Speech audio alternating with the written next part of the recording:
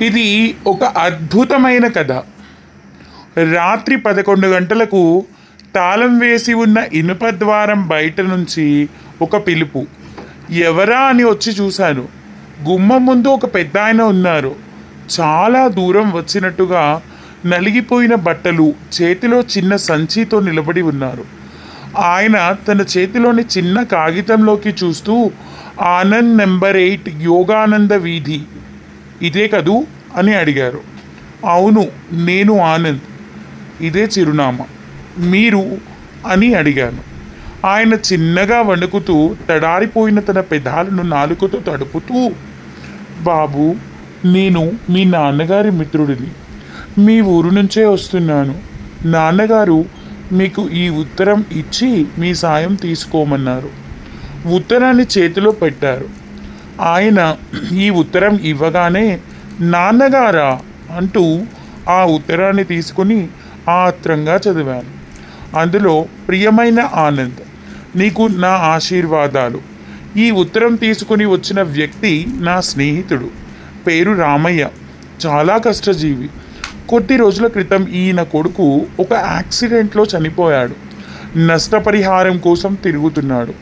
అది వస్తే ఆయనకు, ఆయన భార్యకు రోజు గడవడానికి కాస్త తోడవుతుంది.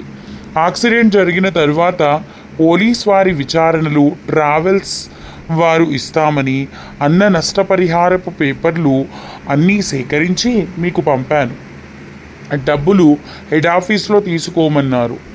ఆయనకు హైదరాబాద్ కొత్త, ఏమీ తెలీదు.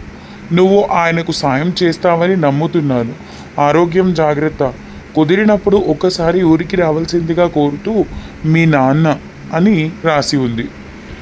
నన్నే చూస్తూ నిలబడి ఉన్నారు రామయ్య గారు. ఒక్క నిమిషం ఆలోచించి ఆయనను లోనికి ఆహ్వానించాను.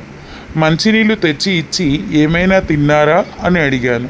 లేదు బాబు, ప్రయాణం ఆలస్యం కావడంతో నాతో పాటు తెచ్చుకున్న 2 పళ్ళు మాత్రం తిన్నాను అని చెప్పారు. 4 దోశలు వేసుకొచ్చి అందులో కొద్దిగా ఊరగాయ వేసి ఆయన చేతిలో పెట్టాను.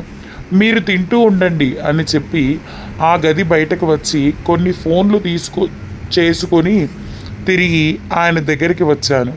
నేను వచ్చి చూసేసరికి ఆయన దోశలు ఆరగించి చేతిలో ఏవో పేపర్లు పట్టుకొని కూర్చున్నారు. నన్ను చూసి ఆ పేపర్లు నా చేతిలో పెట్టారు.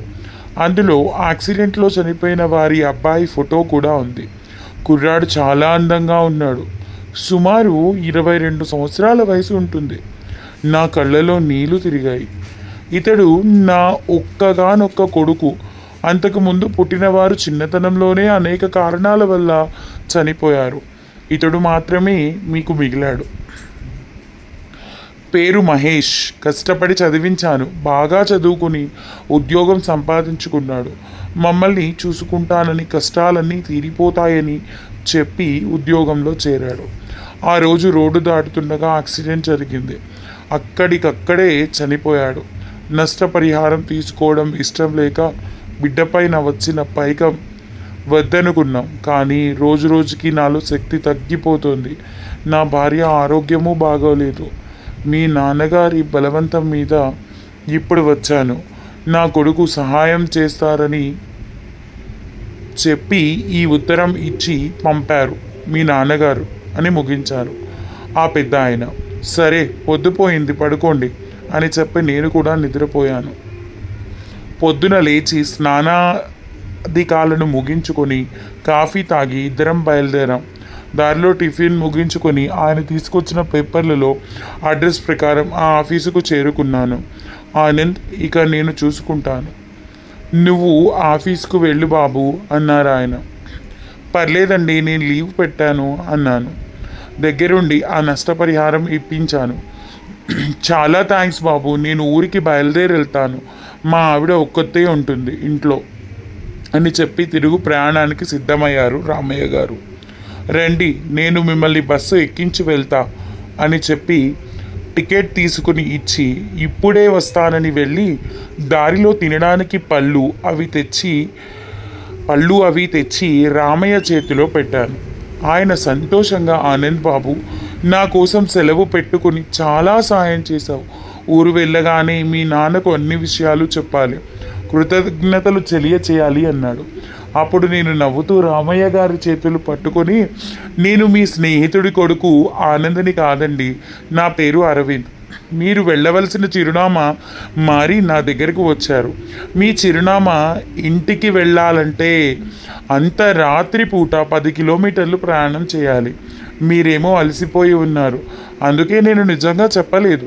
మీరు తెచ్చిన లెటర్లో ఫోన్ నెంబర్ ఉండడంతో వారికి ఫోన్ చేశాను. ఆ ఆనంద్ ఏదో పని మీద వేరే ఊరు వెళ్ళారట. మీ మిత్రుడి విషయం చెప్పాను. ఆయన చాలా బాధపడ్డారు. నేను దగ్గరుండి చూసుకుంటానని చెప్పడంతో కాస్త కుదుట పడ్డారు. మీకు జరిగిన నష్టం నేను తీర్చలేనిది, కానీ ఏదో నాకు చేతనైనంత సాయం చేయాలనిపించింది. నాకు ఆ తృప్తి చాలండి అన్నాను. బస్సు కదలడంతో ఒక్కసారి రామయ్య గారి తన కన్నీటితో నా చేతులను తడిపివేస్తూ కృతజ్ఞతలు తెలిపారు. నువ్వు బాగుండాలి బాబు అని ఆశీర్వదించారు. ఆ మాటే చాలనుకున్నాను నేను. 15 సంవత్సరాల క్రితం మా నాన్నగారు చనిపోయారు.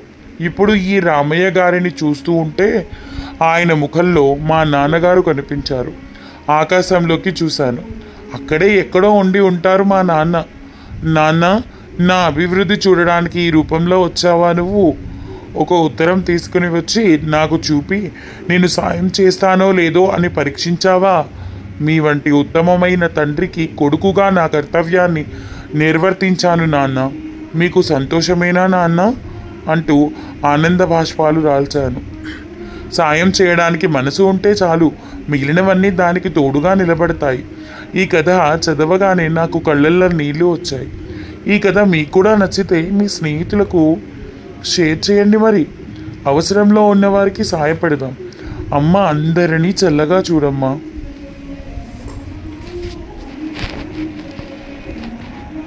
ఈ కథ ముగిసింది.